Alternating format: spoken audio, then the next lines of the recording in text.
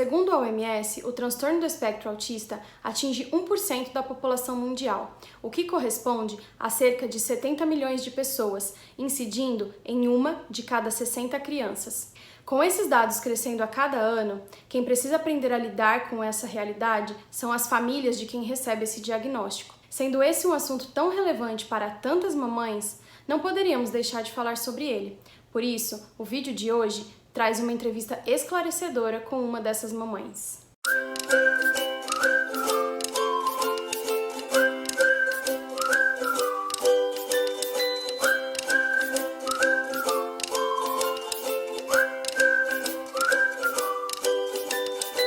Bom, para falar sobre esse assunto hoje, eu tenho aqui comigo a Bianca, uma amiga de gravidez minha, quando eu estava grávida da Tina, ela também estava grávida do filhinho dela.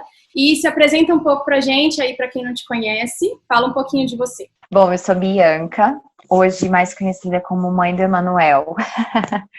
Depois, quando a gente engravida, a gente perde o nome, a gente se torna mãe do filho, né? Então, eu sou muito conhecida como mãe do Emanuel.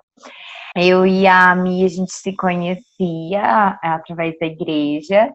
A Mi me deu essa honra, esse privilégio de poder falar um pouquinho sobre a história de como foi o diagnóstico do Emanuel, como que chegou para mim. É uma coisa que eu venho conversando aos poucos pela internet, porque eu acho que a melhor forma da gente explicar para as pessoas o que é o autismo é a gente dar informação. A gente tira o preconceito através de informação. Ah, legal. Então a gente já introduziu o assunto, a gente vai falar sobre autismo, então o pessoal aí já sabe qual é o assunto do vídeo também. Eu queria que você contasse um pouquinho pra gente como foi esse diagnóstico do Manu. O Emanuel, desde que ele nasceu, eu percebi que ele tinha uma questão com o sono. Passou o primeiro mês, é normal, toda criança recém-nascida, ela tem dificuldade, né, acorda de 2 em 2 horas para mamar, enfim, e a gente acaba que não dorme, né? Só que isso se estendeu. Isso não foi só um mês. Foi no segundo mês, foi no terceiro mês, foi no quarto mês. E eu já não estava assim, esgotada, muito cansada.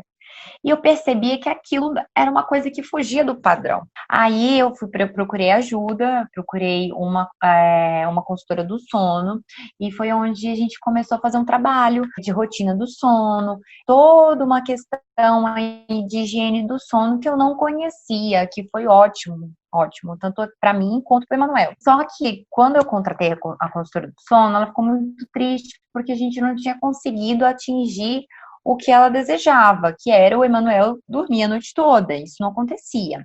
Era cansativo do tipo dele acordar 10 vezes à noite. Nossa. Ele acordava, a noite boa era 6 vezes à noite. Então ele acordava muitas vezes mesmo. Eu ficava assim, esgotada, muito cansada. E aí eu comecei a reclamar muito, questionar para pediatra. Eu fui atrás de uma neuropediatra e, por coincidência, ela tinha especialidade em sono infantil também. Então ela me encaminhou para o Instituto do Sono aqui em São Paulo. A gente fez um exame para o Manuel. Então eu fui assim, tipo, ele já tinha 7 meses de vida. Eu falei, bom, vou conseguir detectar alguma coisa, porque com certeza ele não pega no sono profundo, né? E aí a gente foi, todo mundo me chamava de louca da família. Meus amigos achavam que eu exagerava. Imagina, nunca, o menino acorda tanto assim, não é possível. Meu marido mesmo falava, você tá procurando pelo em ovo, esse menino não tem nada. E eu sentia assim, que alguma coisa ele tinha de diferente. Mas aí o que acontece? Emanuel ele tinha um desenvolvimento infantil dentro do esperado, normal, 1 ano, engatinhou, andou, babuceava muito, fez 1 ano, falava 10 palavras, repetidamente? Não era repetidamente, mas ele já tinha falado algumas palavras, como galinha, papá, mamã, e algumas outras que agora eu não me lembro. E aí, quando ele fez 1 ano e 2 meses, 1 ano e 3 meses, eu comecei a perceber algumas coisas, como o avião passava no céu, a gente falava, Manu, olha o avião. Ele não olhava para o céu, ele não acompanhava. Eu achava aquilo, observava, o primo dele via, né, nada. Bom, e aí eu comecei a perceber, com 1 ano e 4 meses, que o Emanuel não interagia com as crianças. Eu descia no parquinho e o Emanuel ficava nas plantas.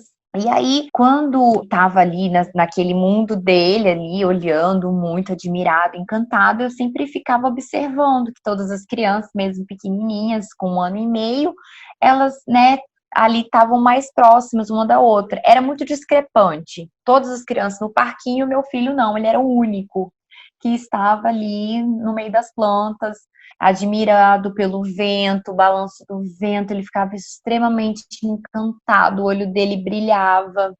Ele era uma criança super risonha, né? Eu sempre fui muito risonho. Até 1 ano ia no colo de todo mundo, as pessoas paravam na rua para conversar com ele, para ver ele, porque se encantava com o sorriso dele.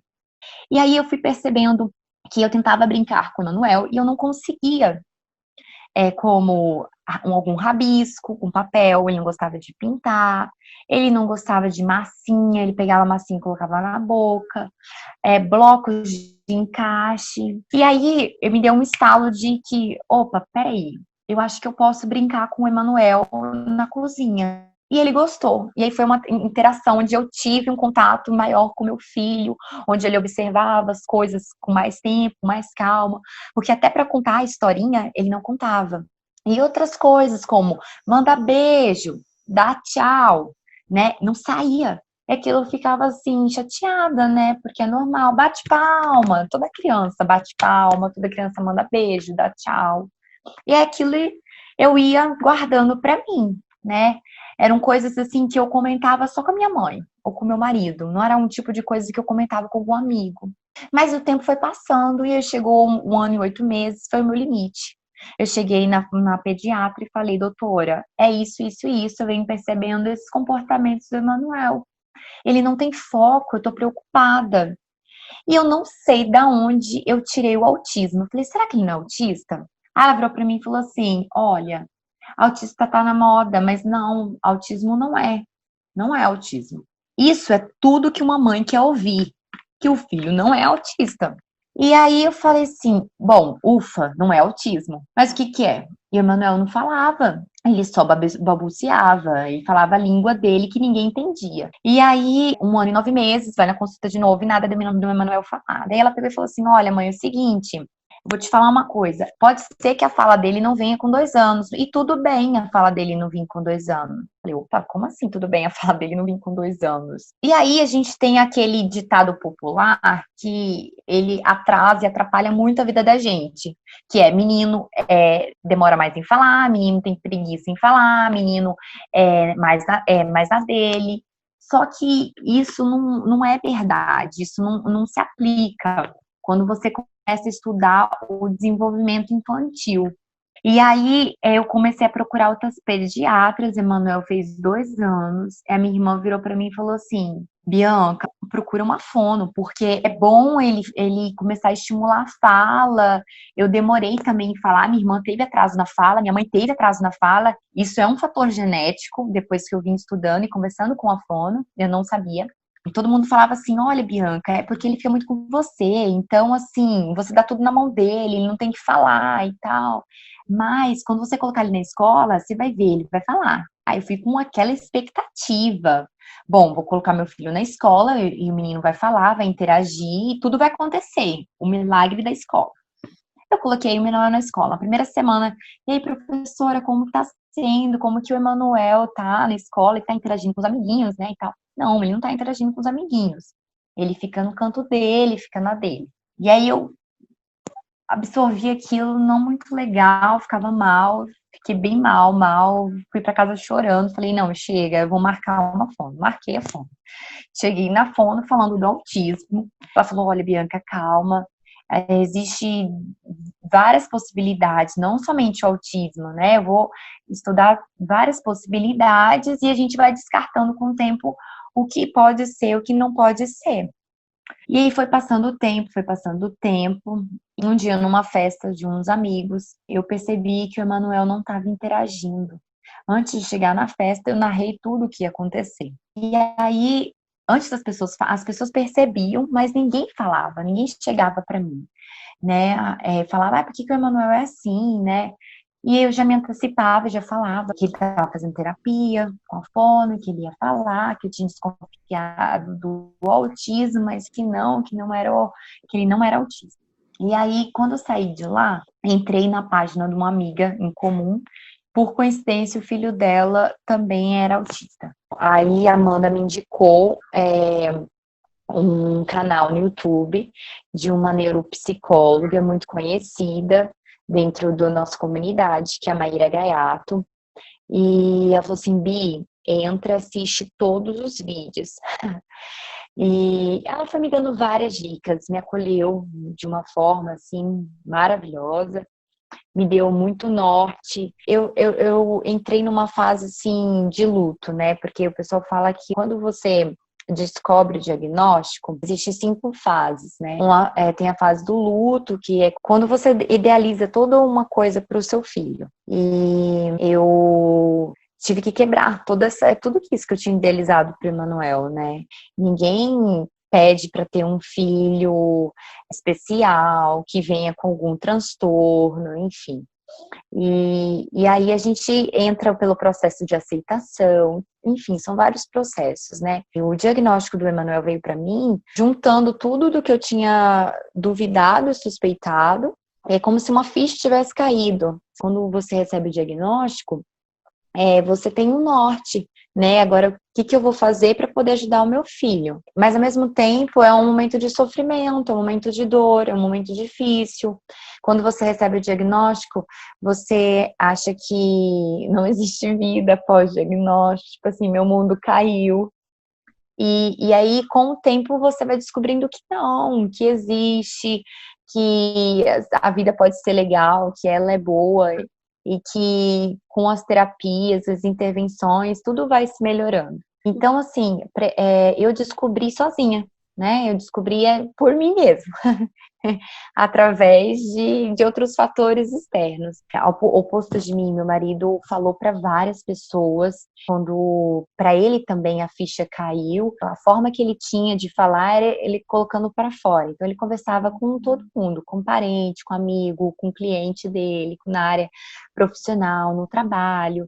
E aí, quando eu cheguei na neuro, eu já cheguei falando do autismo, né? A gente já sabia o que era, porque daí eu tive o curso da Maíra Gaiato e comecei a estudar. Esse curso, ele foi todo, assim, bem embasado, foi incrível. Hoje ela proporciona esse curso online, então eu super recomendo, aconselho aos pais assistirem, porque ele é um norte total. Ele é um divisor de águas. Ok.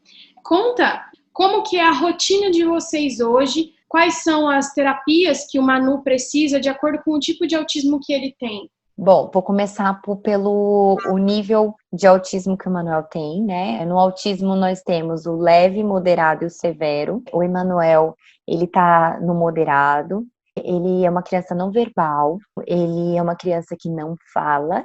Ele fala algumas palavrinhas, mas é considerado não verbal. Nós entramos com a comunicação alternativa, que é muito conhecida como o PECS, que é a comunicação através de fichas, porque ela pode ajudar a criança nesse desenvolvimento de fala. Então, assim, o Emanuel, ele faz fono, psico e integração sensorial, que é com a TO. A psico, ela vai trabalhar a parte comportamental do Emanuel. A fono vai trabalhar a fala, né, essa parte motora. E a TO, que é terapeuta ocupacional, que ela cuida da parte dos sentidos, né, do corpo. O Emanuel, ele tem disfunção sensorial, ele faz integração sensorial, que é para regular todos esses sentidos dele. Nós temos aqui em casa de segunda a sexta a T, que ela é uma estagiária em psicologia. Ela tem a supervisão da psico do Emanuel e da fono. Então, ela passa uma dieta pra gente sensorial e em cima dessa dieta a gente faz algumas atividades com o Emanuel específicas, né, para o Emanuel, direcionadas para ele. onde a gente vai trabalhar aí toda a questão dos sentidos dele.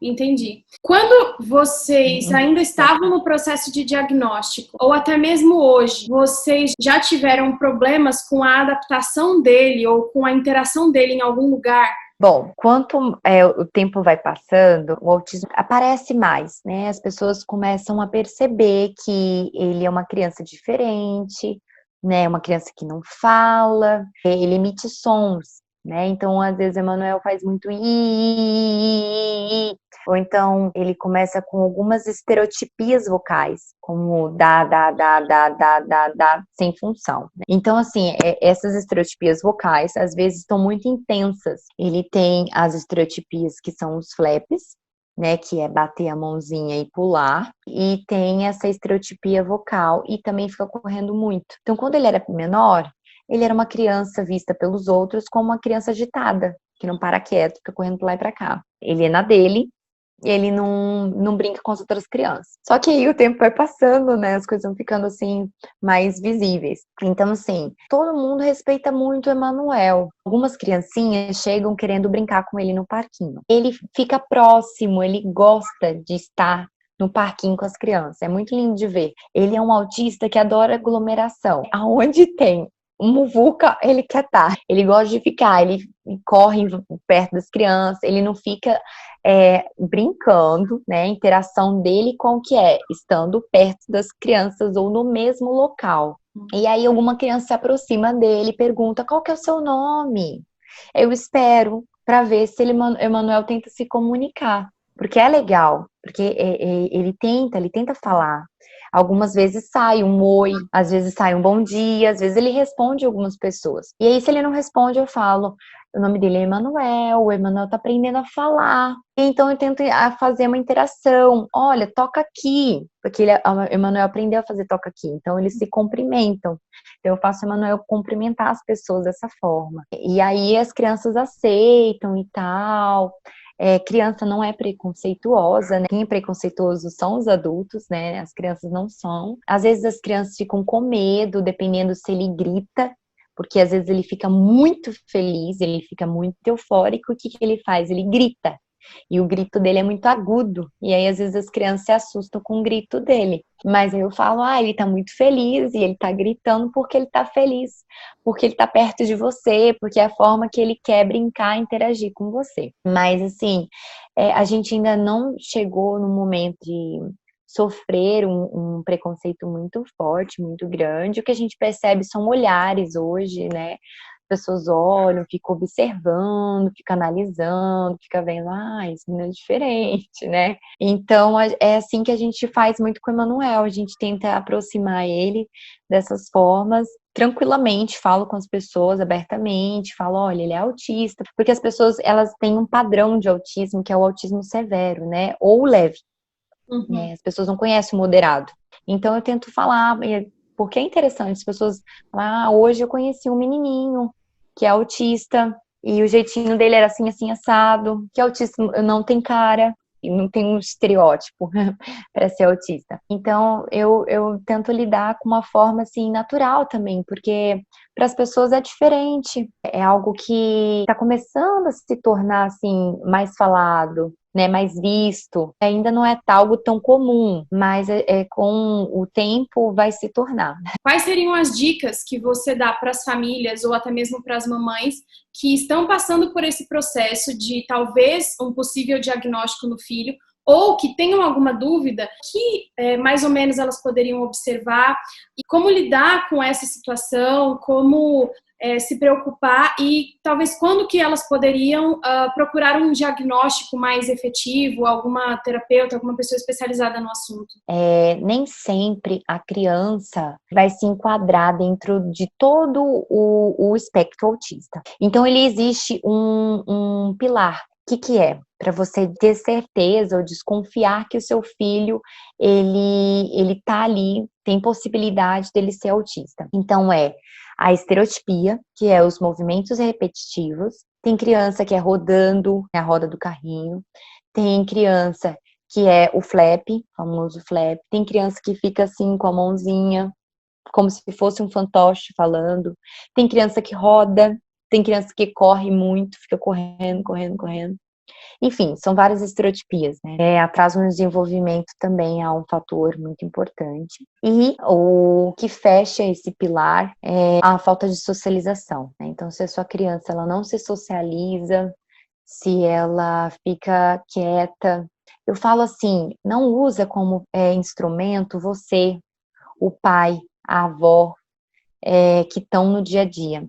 Porque a interação social é isso, é criança com criança, não criança com adulto. Por quê? Porque o adulto ele sempre vai arranjar uma estratégia de interagir com a criança. Outra coisa, o diagnóstico não é fácil de conseguir, né? E por que que ele é importante? Ele é importante porque muitas famílias brasileiras não têm condição financeira de começar uma intervenção antes de fechar um diagnóstico. E aí, por que que eu falo do diagnóstico? Por que que ele é importante? Porque quando você entende o diagnóstico do seu filho, quando você descobre o que ele tem, você vai respeitar ele, você vai entender a forma correta que você tem de estimular o seu filho. Você vai parar de comparar ele, fulano com ciclano. Então você começa a respeitar que o seu filho, ele tem uma sensibilidade auditiva ou de visão. Você vai entender que nem sempre ele vai entender tudo que você fala. Para o seu filho nada vai mudar, ele vai continuar sendo quem ele é. Nada mudou. Para o Emanuel, ele continua sendo o mesmo Emanuel. Mas para mim, Bianca, mudou muito porque eu passei a respeitar e entender como que eu ia fazer com que meu filho aprendesse a lavar a mão, atividades diárias. Então, assim, tudo pra gente, a gente passa a valorizar um simples mandar beijo, um parabéns. Então, assim, você começa a entender cada conquista, cada vitória que seu filho faz. Que para uma criança típica isso é normal, né? Isso é esperado. E para uma criança atípica isso é uma conquista. Isso é momento de a gente festejar, da gente gritar, a gente fica muito feliz por cada conquista que ele faz. Então, eu indico isso. Se você desconfia, mais um recado para os pais, que seu filho tem alguma coisa, ele está com atraso de fala, ele está com algum atraso no desenvolvimento infantil, procura um fono, procura um terapeuta, pega a guia, passa no neuro, não se conforme porque a neuroplasticidade da criança, enquanto ela é pequena, até os 6 anos, é uma coisa, passa dos 7 anos, enfim, conforme vai passando o tempo, vai ficando um pouco mais difícil de ser trabalhado, né? Não que não dê para se trabalhar, dá para se trabalhar, sempre dá, mas quanto mais cedo você conseguir iniciar uma intervenção, iniciar um processo terapêutico com o seu filho, tudo vai mudar. Quando você souber do diagnóstico, chore, não é fácil, é muito triste, é angustiante, é sofrido, todo mundo passa por esse momento. Não pense que é o fim do mundo. A gente aceita muito que o filho do vizinho pode ter tudo. Mas com o filho da gente, não. A gente não quer que o filho da gente tenha nada. O Emanuel já está com 1 ano e 3 meses de intervenção. A fala ainda não veio. Eu estipulei uma data para a fala vir, a fala não veio. E isso deixa a gente triste, deixa a gente emocionado, a gente cria expectativa.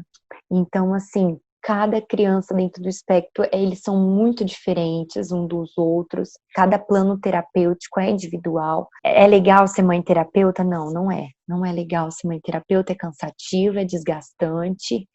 Mas esperar pelo SUS é demorado. Tente você se informar do que é o autismo, do como você pode fazer para estimular a fala do seu filho, de como você pode brincar com ele, de como você vai conseguir brincar com ele, de como você vai conseguir interação com ele, porque isso faz toda a diferença, isso é chave. Isso é chave para você conseguir entender seu filho e poder ajudar ele. Obrigada por esse tempo, por essas respostas, por contar um pouquinho da história do Manu, da história de vocês, né? Porque é a família toda que enfrenta essa situação. Então, eu queria agradecer por compartilhar todas essas informações e também dar essas dicas aí para os papais que estão precisando, talvez, descobrir alguma coisa ou que estão suspeitando de alguma coisa, porque tudo que a gente quer, como você mesmo falou antes, é que os nossos filhos se desenvolvam da melhor maneira possível, estejam eles dentro de qualquer quadro que eles estiverem, a gente sempre vai lutar por tudo de melhor para eles, né? E eu tenho certeza que todas as mães e pais é isso que eles querem para os filhos também. Todas essas pessoas que você mencionou como pessoas que te ajudaram também, os links, né, de contatos dessa pessoa, às vezes no YouTube, no Instagram, Claro. a gente vai compartilhar mais essa informação também com vocês aqui na descrição. Um privilégio foi meu de poder falar um pouquinho do que foi para mim o diagnóstico, de contar a minha experiência. Eu sempre quis poder ajudar alguém e venho tentando. Então, sempre que alguém me procura, se alguém quiser me procurar, pode também deixar meu contato. Eu estou de portas abertas para direcionar, apoiar, enfim. Eu sei que não é fácil, que é difícil, mas juntos, com apoios, a gente consegue forças. É isso. Obrigada, Mi, pela oportunidade. Bom, pessoal, esse foi o vídeo de hoje, super importante para as mamães que convivem com esse diagnóstico e também para todas as outras que sabem o quanto a maternidade é difícil e o quanto nós precisamos ser solidárias. Se você gostou desse vídeo, não esquece de deixar seu like. Se ainda não é inscrito no canal, faz isso agora e não esquece de ativar o sininho das notificações, assim você vai poder receber sempre todos os conteúdos legais que eu trago para vocês sobre maternidade. Eu sou Michelle Werder, sou professora e escritora, sou casada e mãe de 2.